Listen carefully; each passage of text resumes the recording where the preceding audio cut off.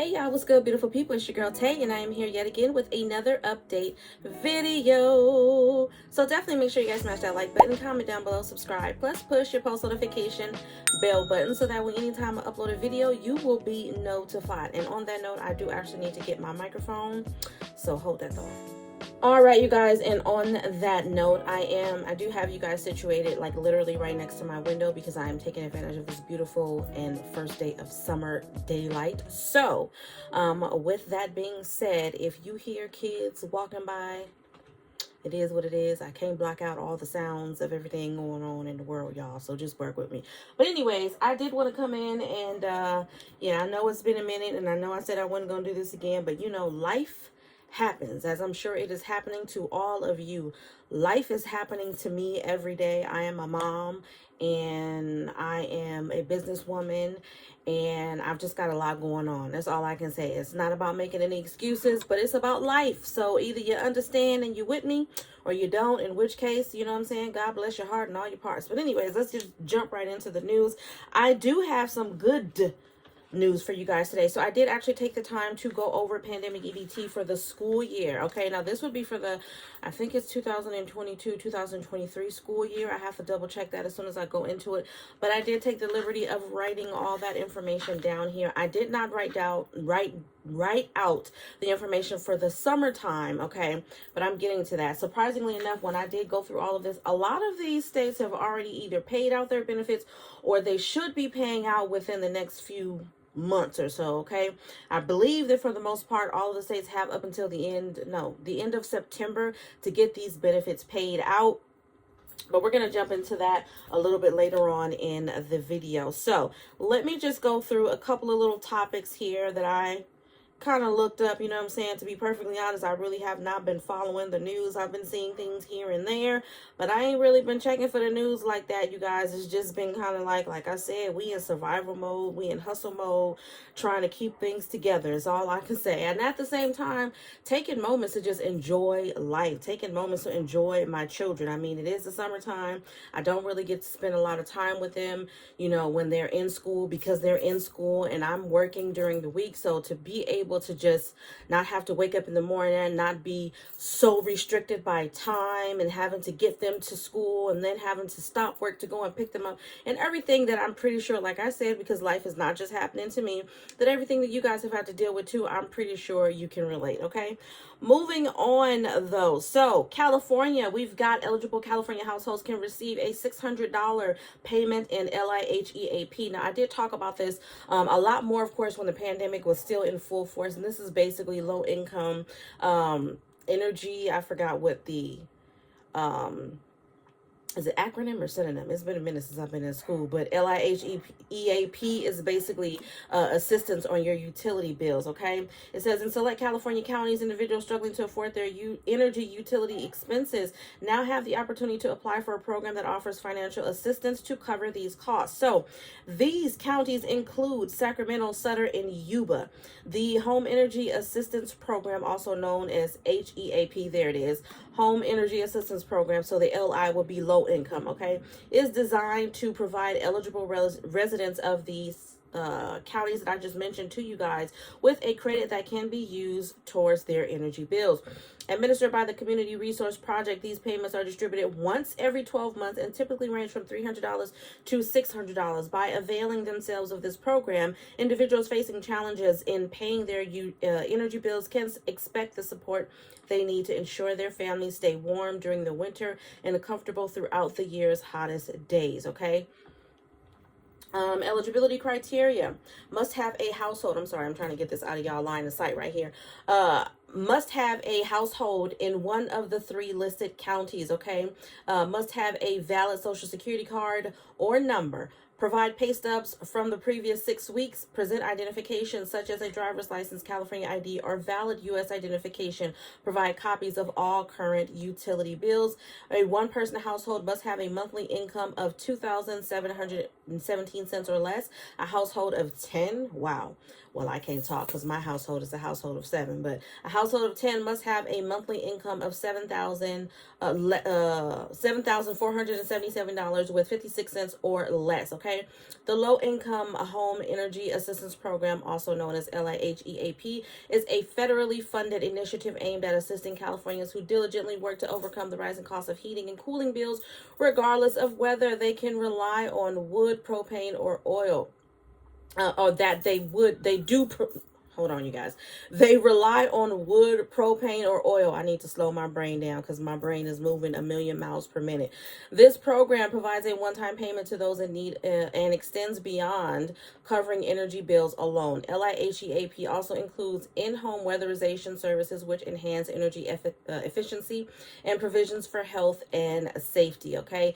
Easily apply for the programs and services online by filling out an application on the Community Resource Project's website, and I will leave the link to this article down below so that you can tap, because there's a hyperlink available in this article, which, if you don't know what that is basically a link that is in blue. The rest of the text in this article is in black. So when you get to that Community Resource Project's website, click on that and it should take you directly to the website where you can apply, okay? Preference for this program is given to applicants who meet certain criteria, such as having a high energy burden and having a household member who falls into a vulnerable population category, such as being over 60, disabled, or under the age of 5. After submitting an application, recipients can anticipate their credit being processed within 8 to 12 weeks. It is important to note that the individuals receiving LIHEAP credit are still responsible for paying their utility bills while their application is being processed, okay? And again, I will leave this down below for you guys in the description box so that you can have access to this if you live in either of those counties in California.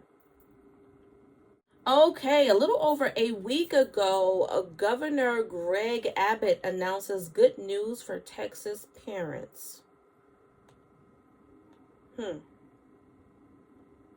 The bills that Governor Greg Abbott recently signed will give parents access to course curriculum, allow parents to determine if their child should repeat a grade level, remove inappropriate books from school libraries, and support students with special needs.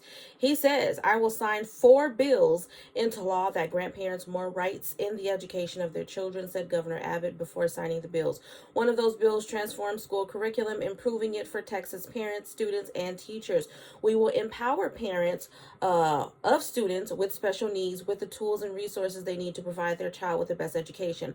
I will also sign a law where parents, not school administrators, have the option to determine whether it's in the child's best interest to repeat a grade level. Additionally, parents deserve to know what books are in the school libraries. Okay, Governor Greg Abbott recently extended virtual education options for Texas students. Texas wants to see all of our children succeed and receive the best education possible. Many parents across our state have found that the best fit for their child's education is through the virtual instruction.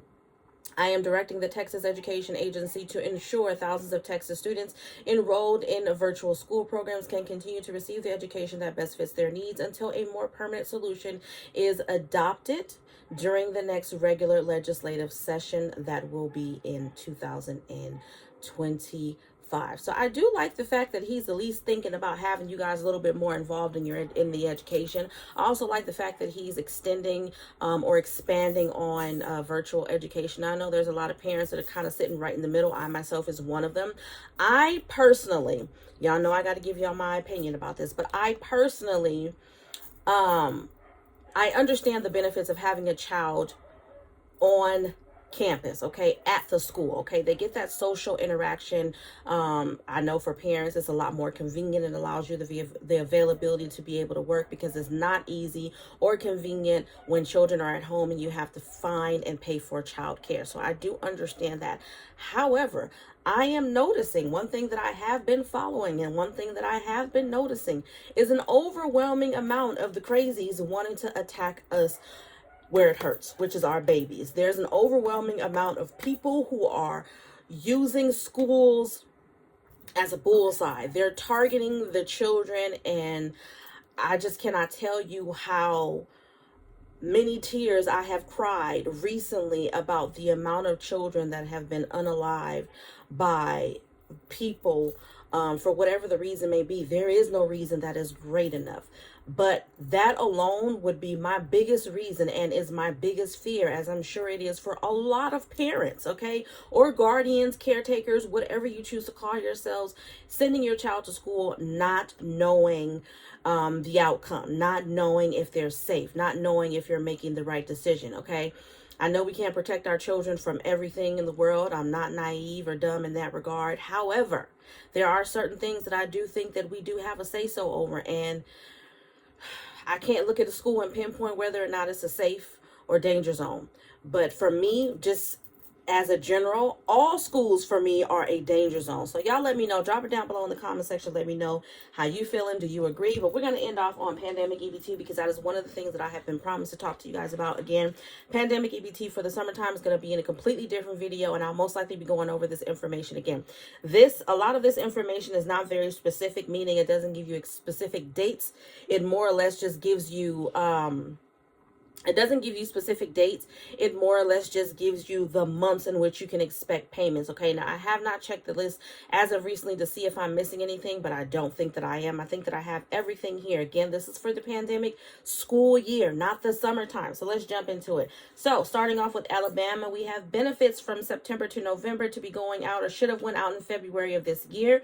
If you haven't received it, I don't know. There was no information on there about that. From December to January, you should have received that in March. And then from February to May, you should be receiving that this month in June. Arizona, it says August to December, you should have received all of your payments in March. And then from January to May 11th, you should have received that sometime in May. California is always complicated to me. I did actually try to call them and get some additional information regarding California. But as usual, when I called the pandemic EBT hotline to see if they could give me some specifics, of course, they were unaware, or we don't know, the plan hasn't been released. I have no idea. All of the information that I have gathered here comes directly from the United States Department of Agriculture, which is where I've always got my information as it pertains to pandemic EBT or emergency food stamp allotments that were also distributed during the pandemic. Okay, moving on. California, it says August through December should be staggered in June. So payments should start to go out. New cards should start to go out this month in June. And then from the months of January through May, staggered in July. So between June and July, keep in mind though, like I said, most of the states have agreed to, or all states know that they have to have all of these benefits dispersed to everybody by September 30th. Even though we would like to be able to receive them sooner rather than later, y'all already know how that goes. Okay, Delaware, September through December in May, January through May in July. Okay, missed payments after May, they'll continue to distribute all the way up until, again, September. DC, in June. That's all they're giving me is June. Georgia, June and July, and then August for anyone who missed out and didn't get their card or their benefits for whatever reason. Again, everyone is expected to receive everything by September the 30th. Hawaii, it says February and June. New apps could receive their benefits sometime in mid-June. Idaho, late June. Indiana, April and May. Kansas, July or August. Kentucky, June and July. Louisiana, May and June. I don't know what I was about to say, y'all.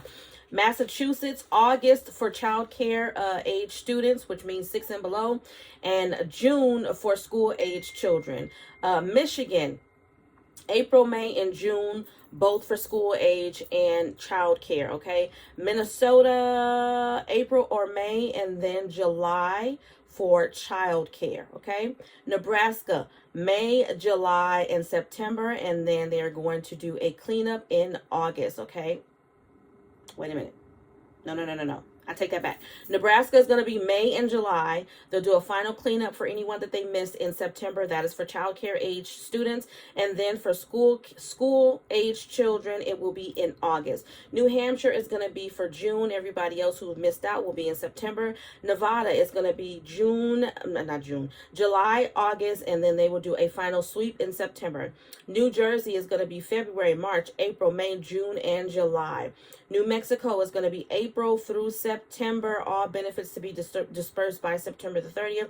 New York is going to be 4 weeks in July, all benefits to be dispersed by September the 30th. North Carolina, we have February, September through January, the 25th of each month. Okay, starting, so I'm assuming that means starting with February, the benefits should have gone out on the 25th of each month. That's for North Carolina. North Dakota in June by June 15th.